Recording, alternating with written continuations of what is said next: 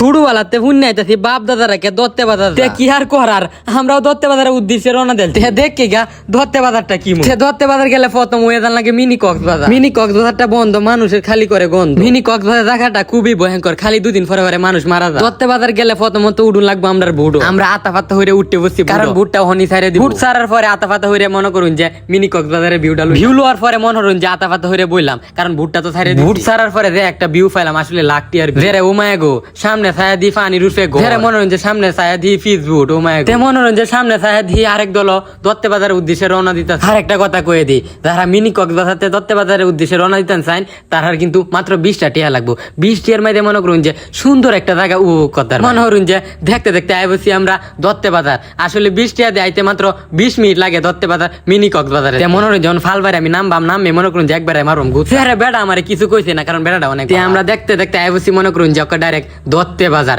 তো পাহাড়ের উঠতে যেমন উঠতেছি আমারটা নিমুন লাগছে। হাই দি শুরুতে মানুষ মহিষ রয়ে বই রয়েছে, কারণ মহিষের দাম জিগাইতাম না, কারণ আমি মহিষ কিনতাম। মহিষ বাজার শেষে মানুষ দেখি বড়ি চারি ছাগল মাগল লইয়া খার হয়ে যার একটু সামনে গিয়ে দি মানুষ চাউল মাউল রয়ে বই রয়েছে। যার একটু সামনে গেলাম দি বেড়া বই রয়েছে পাইলা লইয়া, যারা আবার দি খাসা লয়ে বই। যার একটু সামনে গেলাম মাছ মারা চাই লয়ে বই। একটু সামনে গিয়ে দেখি বাদাম, যারা একটু সামনে গিয়ে দি আলু আবার খাওয়ার আছে বিষ। একটু সামনে গিয়ে দি মিষ্টি, চাচা দি গেলাম কত কেজি, চাচা কইলো 200। যারা আর একটু সামনে গিয়ে দি লেমু, আবার হেন্দে দেখি মাছ। ছোটবেলাতে আমার মাছ দেখলে মজাই লাগে, তো মাছের বাজারটা একটু ঘুরে ঘুরে দেখলাম ফুদা বুঝুন ফাঙ্গা। আবার হেন্দে দি বেড়া লয়ে বই রয়েছে কলা, কারণ আমি কলা কিনতাম না, আমি কিনবাম দলা। তো হেন্দে দেখি কি তরমুজ দেওয়ার পর সামনে গিয়ে দি গরু। আমি দত্তে বাজার গিয়ে যা বুঝলাম যে দত্তে বাজার এমন কোনো জিনিস নাই যে নাই গা। ও মায়া গো একটু আউলে গিয়ে দি কক্সবাজার যাবা। আমি যারা মনে মনে কইতাছি দত্তে বাজার কি বাপ দাদারা কম পাতে আই, দত্তে বাজার শুধু কিনা কাটা জায়গা আর খাওয়া জায়গা না, ঘুরা ফিরা জায়গাও কিন্তু। কথা ঘুরার পরে এক ভাইয়ের লগে দেওয়া হয়ে পড়লো। ভাই কিন্তু আমার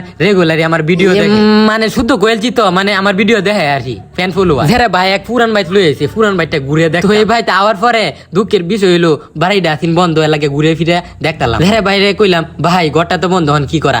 ভাই কইলো আইনের একটা রেস্টুরেন্ট হলো। হ্যাঁ মনোরঞ্জন যখন আটতে আটতে যাই আমগা ডাইরেক্ট রেস্টুরেন্ট, কারণ আর ভালো লাগতেছে না। ভালো না লাগলে কি করা, দেখতে দেখতে আইবছি মনোরঞ্জন রেস্টুরেন্ট। মনোরঞ্জন দেখতে দেখতে ঢুকে পড়লাম রেস্টুরেন্ট। ঢুয়ার পরে দিয়ে যে বগাতে হানি বাইর মনোরঞ্জন রেস্টুরেন্টে বিতে হামাইলাম, হামায় কই ভালো মতন ঘুরে রেস্টুরেন্টটা দেখি ভালো লাগে। ঢুয়ার পরে যা বুঝলাম আসলে মনে করুন যে রেস্টুরেন্টটা প্রাকৃতিক এবং মানে সুন্দর পরিবেশ। তাহলে মনোরঞ্জন এমনি এমনি ছায়া এই ফুসকুনিটা দেখলাম, আসলে ফুসকুনির এই সাইডে একটা রেস্টুরেন্ট, অনেক সুন্দর রেস্টুরেন্ট। রেস্টুরেন্টটা ঘুরে ফিরে দেখলাম, দেওয়ার পরে বাইর হয়ে পড়তাছি।